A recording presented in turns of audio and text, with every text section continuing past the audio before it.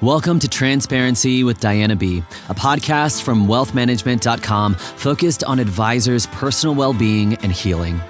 In this podcast, we explore some of the deepest struggles and hardships that many advisors face and bring these issues out into the open so that others may find healing. Join us for this journey where we explore ways to overcome the stresses and anxieties as Diana draws from years of expertise and guest experts to manage the personal challenges of advisors.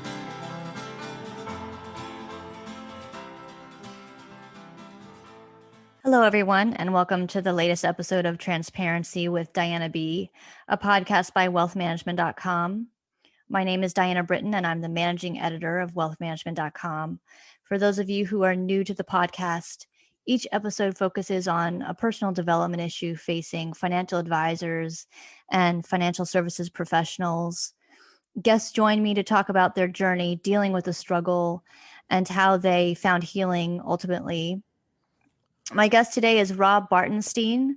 He's the CEO of Kestra Private Wealth Services in Austin, Texas. It's a subsidiary of Kestra Financial that helps wirehouse advisors go independent. Rob, thank you so much for being on the podcast today. Thanks, Diana. Good to be here. So Rob's going to share his life story here with us. It's not like there was sort of one big event that shaped you, but several things that led to where you are now. I know that one thing that shaped you was kind of how you were treated as a child. So tell us a little bit about your childhood. What was it like growing up for you? Yeah. So probably not unlike a story that a lot of people can tell. My childhood was moving from place to place primarily as a result of my parents, my mother and father, getting divorced when I was about 6 or 7 years old. And then my mother remarried a couple of times after that. So moved around a lot, lived in a lot of different places, went to a lot of different schools, both as a product of moving, but also financial circumstances and the various ups and downs. So it was, in a lot of ways, it was a normal childhood, and nothing terribly remarkable about it. And in other ways, I think it had some dark elements that I think certain people and a certain number of people can relate to. Yeah, I mean, so what were some of those dark elements? Could you get into a little bit of that? Yeah, sure. So primarily, obviously, divorce in and of itself is not a big deal in terms of its uniqueness. It affects children, and a lot of them every year, and has for a very long time. So that by itself isn't such a big deal. The darker elements beyond that in my childhood were really more a product of not to point the finger at my mom necessarily, but the decisions that my mom made in her relationships and who she chose to be with, marry or date or otherwise. And in those cases, there were some fairly rough, circumstances, both economically and interspersed with a fairly healthy dose of emotional and physical abuse that we had to deal with growing up and over a fairly long period of time. Yeah. Are there any sort of particularly painful memories? I know you mentioned one to me where you got hit in the face.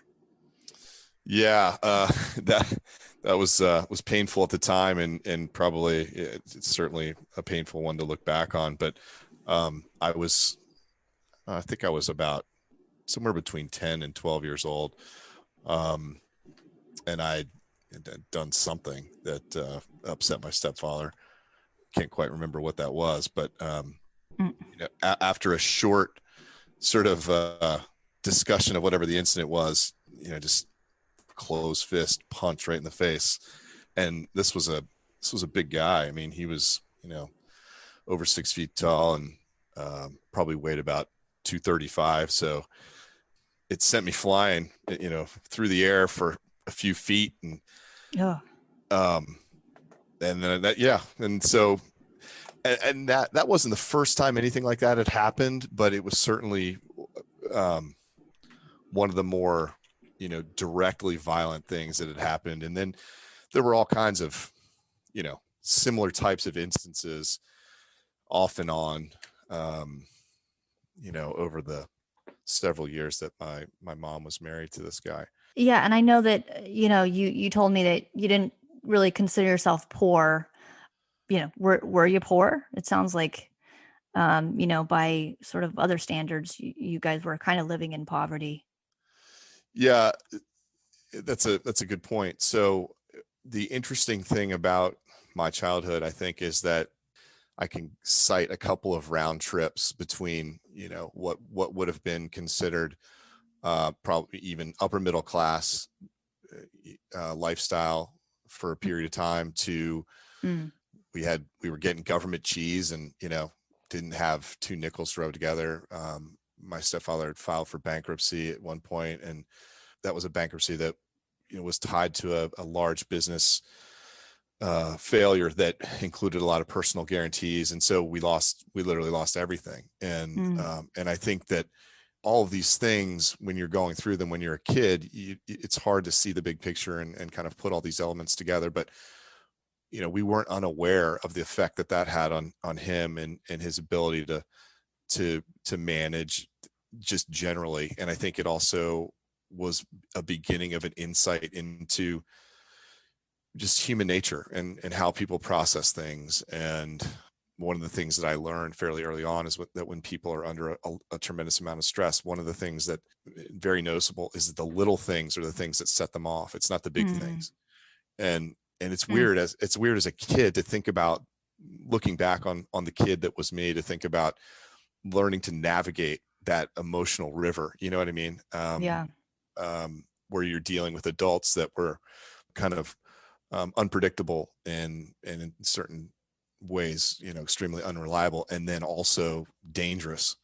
It's just it's interesting to look back on. I'm obviously I'm glad it's a long time ago, but you do sort of always carry all that stuff with you, and then what those situations did to, create the person that I am, and then inform my worldview and, how I navigate the world and all that. It's been an interesting journey for sure.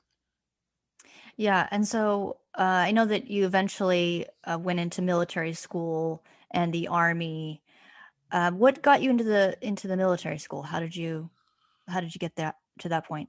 Well, so again, not unlike, and I keep saying this because I don't feel that I'm particularly special in any real way. I mean, I think a lot of people have had these experiences, so I don't want to hold myself up as some sort of, hero or anything here at all.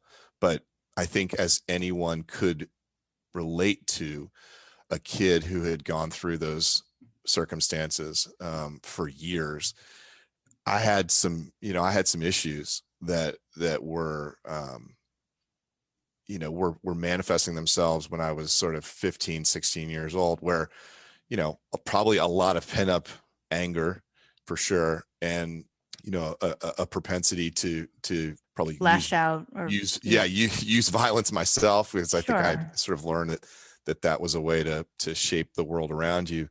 But also, and I think there's a lot of this that's just part of being an adolescent, but it was sort of accentuated by the circumstances, just, a rejection of a rebellion, you know what I mean? Like complete rebellion against everything, against Absolutely. everyone. And so my mom had divorced from her second husband, I guess by the time I was 15, and she and I living together was not a great recipe. I had a younger brother as well who went through, all the same sort of things I'm describing. But we were financially in a very tough spot. And we were all kind of living together in a small apartment, and it just was not easy to have all those personalities in a small space. And eventually it just led to a point where I just left home.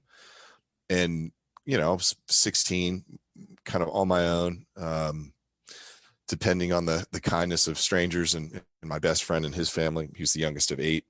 Mhm. And I think my father, who had always been geographically very distant, but also, was not very much involved in my life, but had the resources and the background to say, look, I think in a constructive way, not in a dictatorial way, but I think that the situation that you find yourself in is not a great one.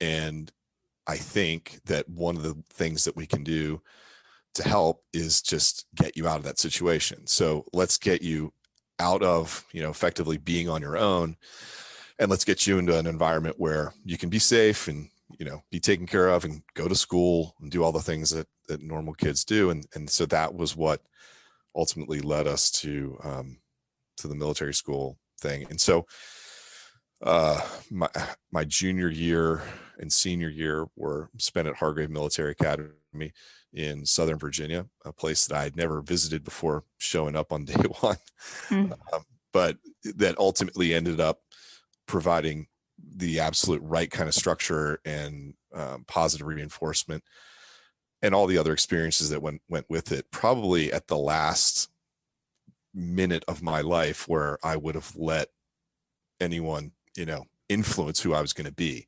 I think, we start to get fully formed at that point in our lives, and so for me, Hargrave came along at exactly the right time and probably in the nick of time.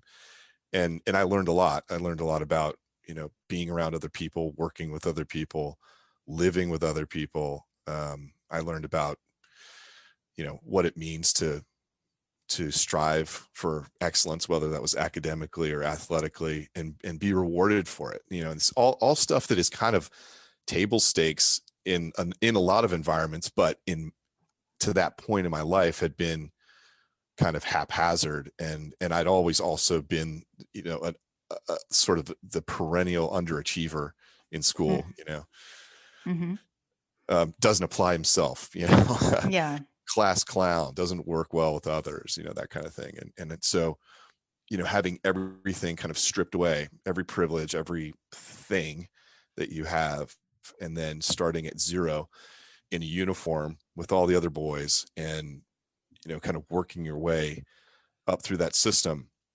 It's a tailor-made system for boys, I think, in particular, for young men, because we tend to be kind of binary in sort of that you do, you get type of framework works really well for us. It's not nuanced. It's not complicated. It's just very straightforward. So fortunately, that clicked for me. That system worked for me. And really in the end, what it taught me was that, I could do a lot of the things that I maybe thought I was capable of doing, but had never applied myself to do.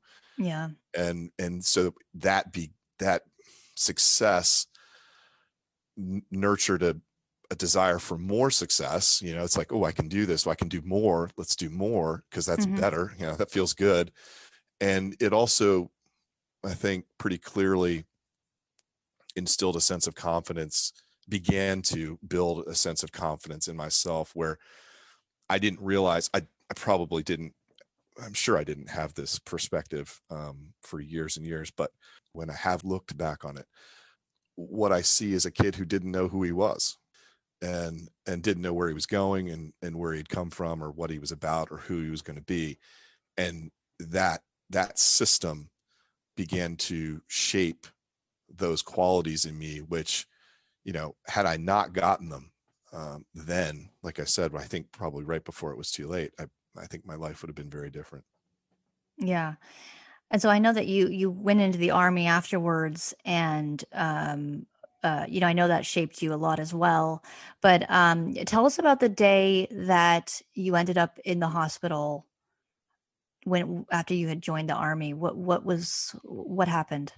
So, I enlisted because I, wanted the adventure, and I I chose all the hard things that the Army has, and so one day it was a Saturday. I think I was just out for a run by myself, and I don't know, about 5 miles, I think, so far that day, and all of a sudden I started to get tunnel vision. Felt like I was going to pass out. I grayed out and I fell down. I kind of fell into the ditch by the side of the road.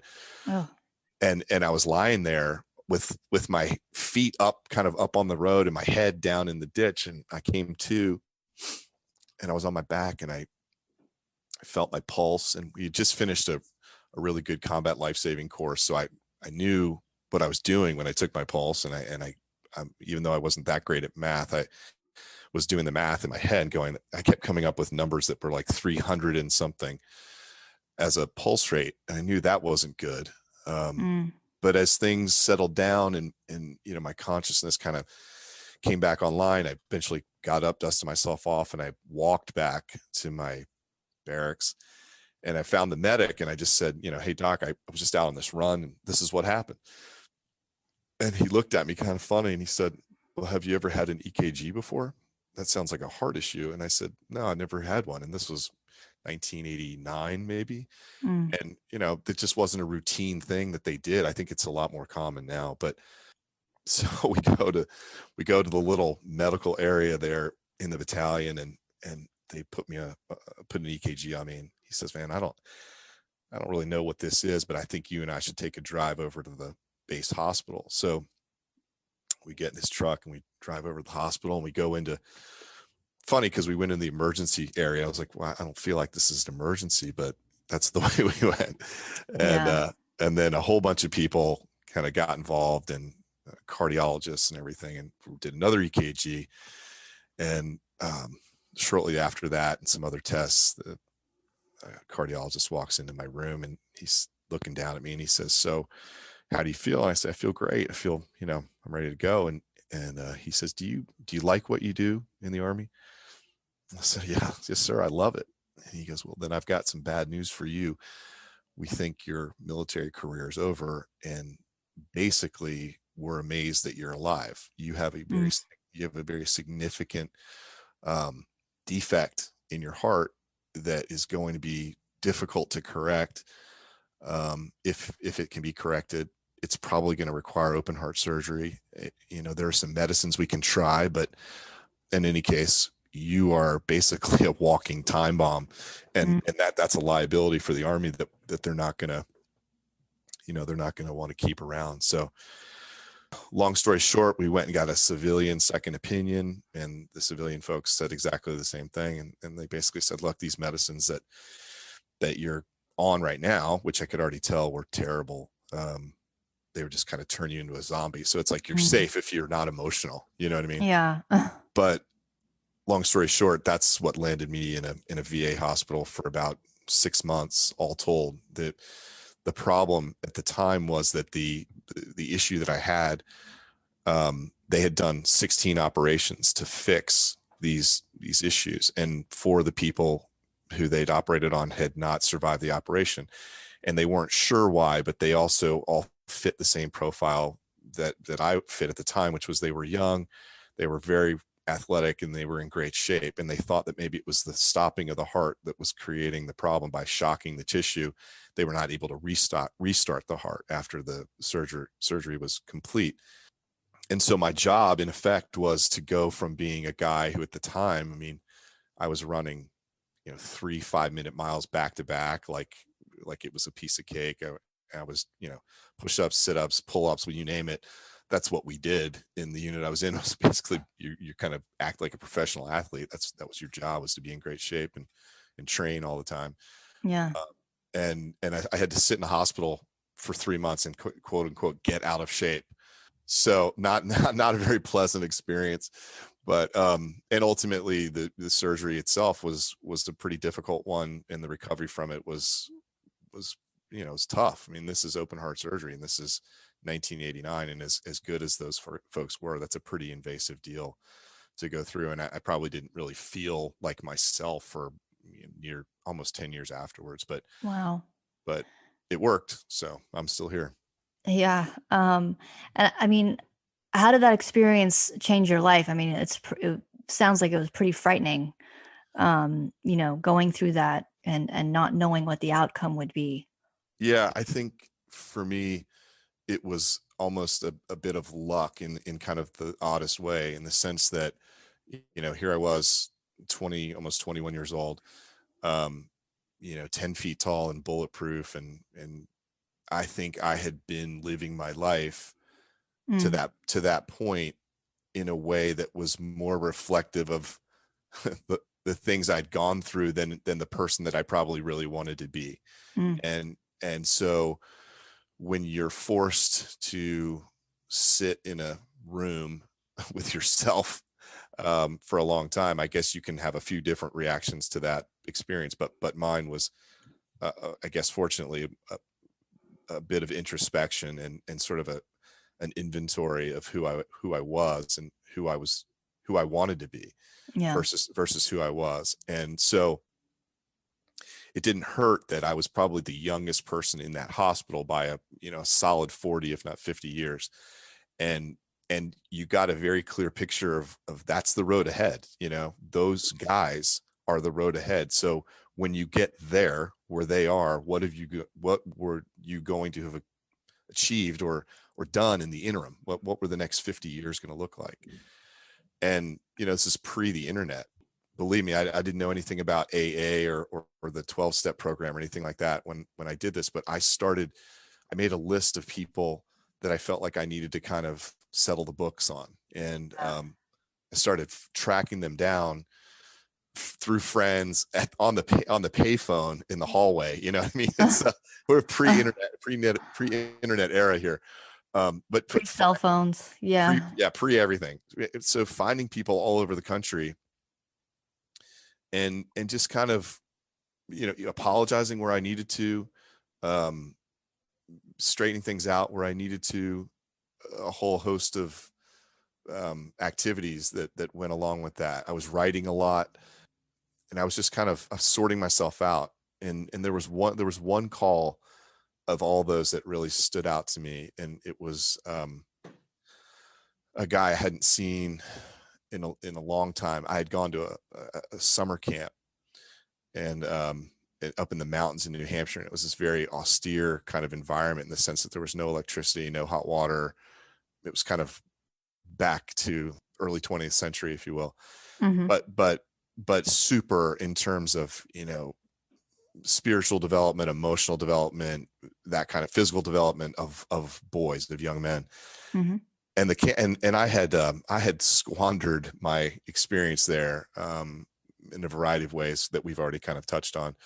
And I always felt bad about it. And it happened to be the summer so it was the night before my surgery that I finally got a hold of this guy.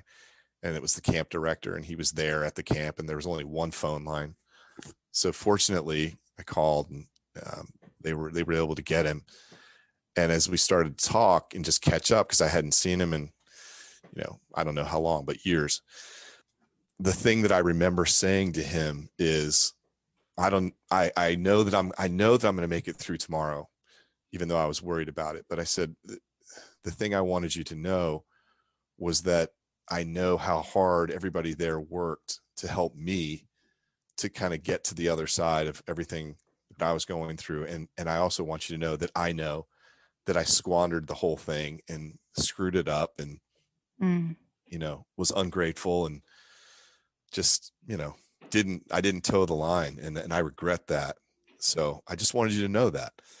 And there was this long pause where I wasn't sure what the reaction to that was going to be. And then I wasn't even sure he was still on the line. And just when I was about to say something, he said, Rob, if you had really squandered the time here, we wouldn't be on the phone right now. Wow. That's pretty deep. Yeah. That's pretty smart.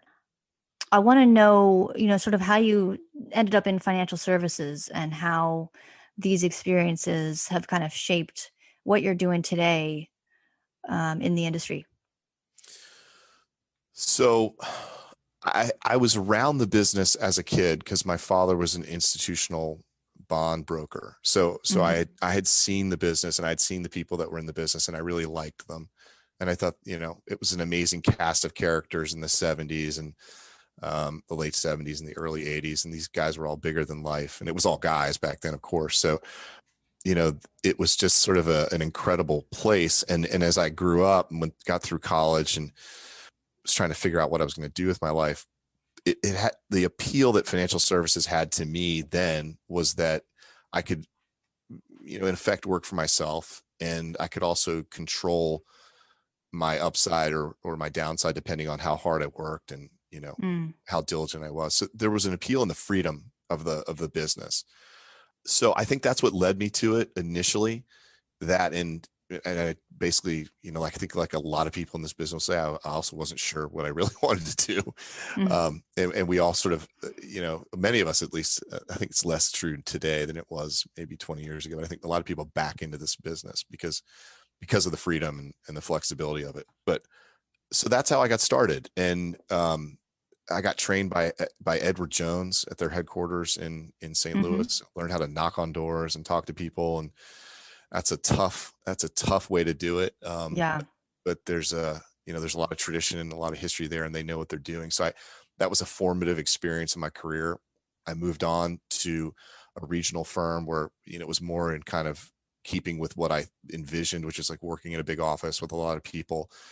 And then ultimately I knew I'd always had this dream of wanting to go to law school. And so after a couple of years of working at the regional firm, I think I just figured, like, if I don't do this now, I'm never going to do it. And I'm still young enough to kind of do whatever I want to do and chart the course I want to chart. So I left there and went to law school in 96 through 99, right as the market was going through the roof the whole time, and almost left law school after my second year to go back into the business. And unfortunately, my wife was adamant that we started this and we're going to finish it, which was the right thing to do. Thank God we did that. So finished law school, and I had worked in a couple of very large firms, which were firms that people, had coveted as places where they would get permanent employment. But I had not enjoyed the experience of it. Going back to the topic we were just on, I think I had developed this feeling that whatever I was going to spend my time doing, it had to really matter to me. It had to be vital, and it had to be balanced. And so watching, really successful attorneys tucking their kids in quotes over the phone at 8:00 at night, I saw that and said, this is not for me. If that's the top, if this is what it means to be the best, then this isn't for me, because I'm not going to live like that. I just can't. It's not that there's anything wrong with it per se. It's just, it doesn't fit for me. Sure. And so then I won a fellowship in public interest law, which basically means you're like a public defender, in my third year of law school. So I tried that, and that was a horrible experience for a completely different reason, just because the system is brutal. And, the same people are coming through the meat grinder over and over. And it's just, I think we're all sort of aware of the problems with that system, but again, not a place that I could envision spending my life. Not that it's not worthwhile, and that I have the utmost respect for the people that do that, because they genuinely deeply care. But I didn't think I had frankly, the will to make it through that. So, in the back of my mind, this business was always kind of there, and it was sort of always calling. So I started making some phone calls, and I thought, as a lawyer now, I think I could do a lot of good for clients. I know a lot of things I didn't know before. And so I started calling around, and one guy I talked to said, there's this firm that you really should look into. They're based up in New York. They compete with Goldman Sachs. They have this really elite group of advisors. You have to have a graduate degree, which you're going to have, but you should call them and see if maybe you could get an interview there. So I called. It was Donaldson, Lufkin, and Jenrette, DLJ, and called the folks up there, and somehow I forget exactly how, but between meeting some people in Philadelphia and then meeting some people in Dallas, of all places, ended up getting an interview where you spend a whole day. I think this is an old Wall Street story, but you spend the whole day from the crack of dawn to late at night interviewing all day long with a variety of people, and it's designed to be the gauntlet that it is, and they just try and figure out who you are and what you've got. And so went up there. Halfway through the day, I knew things weren't really going well for me. And what I found out when I got there was, I was competing with people who were finishing their MBA at Yale and finishing their MBA at Harvard and Dartmouth, and people that frankly were just really intimidating. Yeah. And had the goods, and they were the prototype of the people that were going to be hired in these situations. And it was very obvious because everybody who was interviewing me was just like them. And this is kind of what we were talking a little bit about in our pre-call, where it's like, what does this background that you have do to you or create in you that's good for the long term versus just the negative experiences that you've gone through. And I think one of the things that's always stood out to me from a rearward looking analysis is the resiliency that it created. And this is one of those moments where I think I began to understand what that meant without really intuitively even getting it. But I went into the men's room halfway through that day and I looked myself in the mirror and I said, you are getting your ass kicked. And if you do not get this together right now, this opportunity is gone, and it's never coming back. So if we're going out with our boots on and we're going to go down swinging. So let's go. And I went into the next interview, and the second or third question the guy said to me was, why would I ever hire you? And I said, why do you mean? What do you mean by that? And he said, well, I've got a line of Ivy League guys and girls out the door here, and you're from a non-targeted school. You don't have an impressive resume. You don't have even an impressive educational resume. Like, why would I hire you and waste a shot at getting one of these other folks? And I said, well, first of all, I'm from a non-targeted school, and yet here I am. I'm sitting here. Yeah. And we're talking, and I'm from a non-targeted school, but going to Harvard doesn't mean you're going to pick up the phone, and going to Yale doesn't mean you're going to get on a plane, and going to Dartmouth doesn't mean you're going to do anything it takes to win. And I will do anything it takes to win. And that's why I'm here. And that's why you should hire me. In effect. I mean, more or less said it just like that. Right. And the guy cracked a smile and he kind of looked down the list of the other people that I had interviewed with. And he looked me right in the eye and he goes, now you're getting it. Wow. So I guess they had comments, that he was reading, and he looked at me and he goes, now you're getting it. And then we had a very good conversation, and he just, and as he handed me my checklist of the people on the way out, he kind of patted me on the back. He said, like, let's go, son, let's go. Yeah. And then the rest of the interviews were great, because I kind of understood what this was about, and again, it was that resiliency of it's, again, I'm not a hero because of what I went through, and I don't want to even talk about it like that. And maybe that's not even the right way to say what I'm trying to say, but if there's any good that comes from those sorts of trials, it's finding the things that are positive about what they've done to you and using that as the way to make yourself better and move forward in the world, versus letting those events define you and kind of trap you in this place of like, I'm not good enough, or I don't deserve this, or, I'm just some kid who gets beat up by adults. You know what I mean? Yeah, that's a great attitude to have. Well, I mean, I know we're going to run out of time soon, Rob, but I wanted to talk a little bit about Kestra Private Wealth Services and, sort of how did you come to run that firm, and tell us a little bit about PWS. So this business is an absolute, complete, total expression of who I am and who my partners are as people. And it's the culmination of everything that we've all done professionally and otherwise in our lives. And I think what's so rewarding about it is that our job, our mission, which hasn't changed since the day we began, is we want to help people who were working in kind of, captive wirehouse W-2 employee type situations, who want to be entrepreneurs, who want to be free, who want to get out, who want to own the business and brand the business and have their own logo and their own website. We want to help them create this environment for them and for their clients. And so that's really what we do. And what's funny about this is that it's the hardest thing I've ever done by a mile. Certainly it's the hardest professional thing I've ever done, but we're just evangelical about it, and that's where the energy comes from, is that we just want to spread the word of this opportunity to as many people as we can. And then we want to drive the trust and the faith that people have in us. We want to drive that home every day. So we want to be accountable. We want to provide the experience that we know people need to do this at the highest level. And so what we're really about is taking people out of this captive environment. So let's say you worked at Merrill Lynch for 25 years. You're very successful, but you haven't had to do any of the stuff that really makes the business go in the background, whether it's the real estate or the technology or the compliance, what have you. But you're great at working with clients, and you're great at financial planning and all the things that people truly value.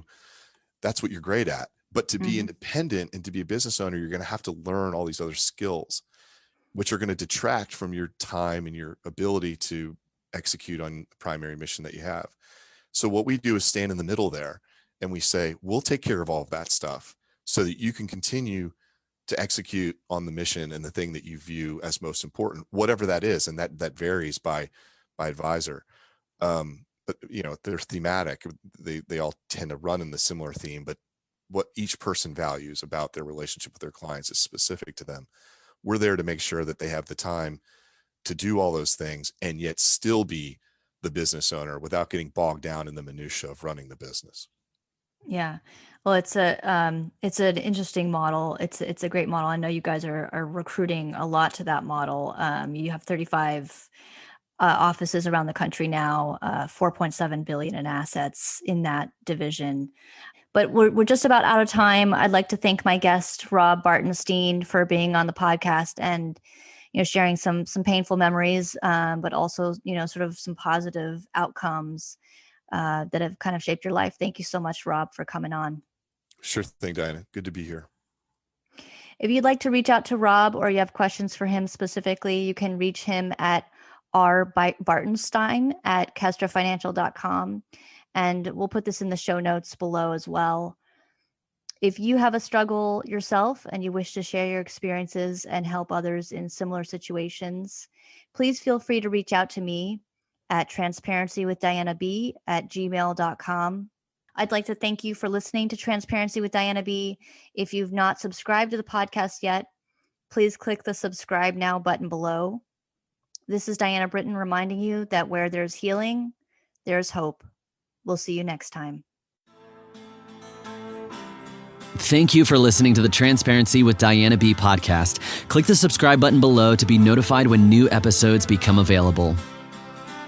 The information covered and posted represents the views and opinions of the guest and does not necessarily represent the views or opinions of wealthmanagement.com. The content has been made available for informational and educational purposes only. The content is not intended to be a substitute for professional advice. Always seek the advice of your healthcare provider with any questions you have regarding your particular situation.